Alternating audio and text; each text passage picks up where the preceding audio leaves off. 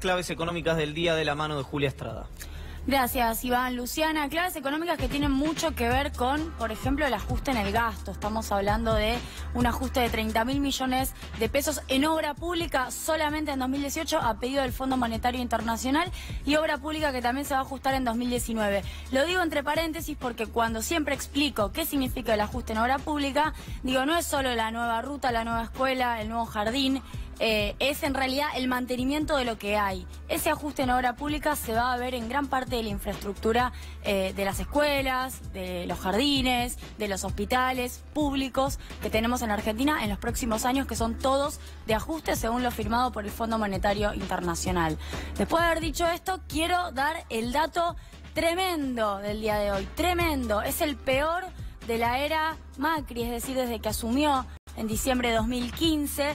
8,1% es la caída de la industria. Es el estimador mensual industrial que mide el INDEC, el Instituto Nacional de Estadísticas y Censos. Es su peor marca. Cayó todo. Lo único que no cayó fue el sector siderúrgico, que viene teniendo un comportamiento diferente porque en realidad está rebotando respecto de la caída del año pasado. Pero cualquier rama que se les ocurra en este momento en la cabeza le fue mal.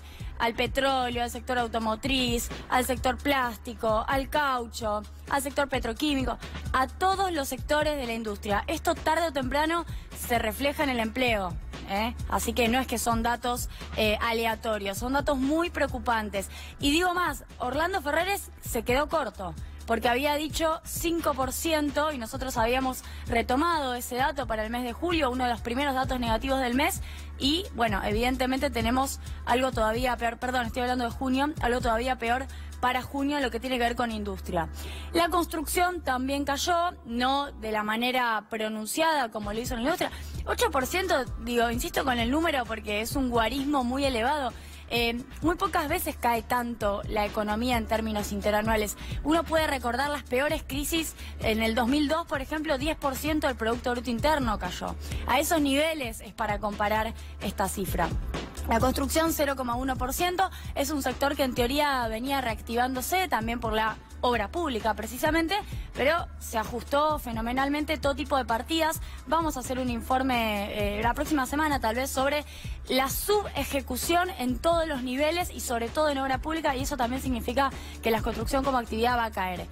Y como tercer dato, antes de decirles lo que dijeron estas consultoras que releva ámbito, que dijeron 32%, le voy a dar un dato que me acaba de llegar. El Banco Central publicó el REM, el relevamiento de expectativas de mercado, y el dato del Banco Central, según el promedio de las consultoras, es que la inflación a diciembre es de 31,8%.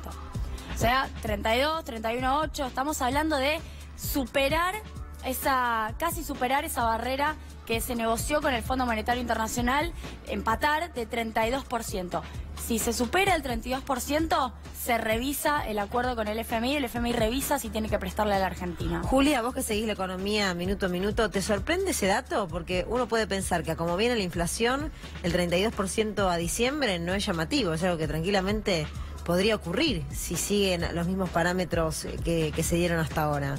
No, para nada. En todo caso, digo, me parece que está bien que el Banco Central lo reconozca, lo publique.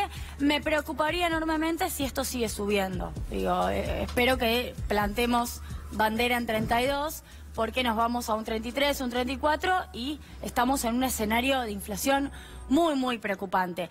También esto tiene que ver con este recorte en la subasta de dólares del Banco Central. Quiero decir una cosa, el análisis que está haciendo el gobierno es, la inflación de este año ya está por abajo de los pies, tenemos 30%. Contener el dólar a 28 no nos va a asegurar que o no nos va a garantizar que la inflación deje de aumentar, ¿no? Este es un análisis que ya a esta altura es muy realista. Entonces, por eso están liberando un poquito el tipo de cambio, porque los precios no van a retroceder por el dólar. Que se libere el tipo de cambio, bueno, es para que ya con la inflación dada, el dólar suba un poco más. Julia.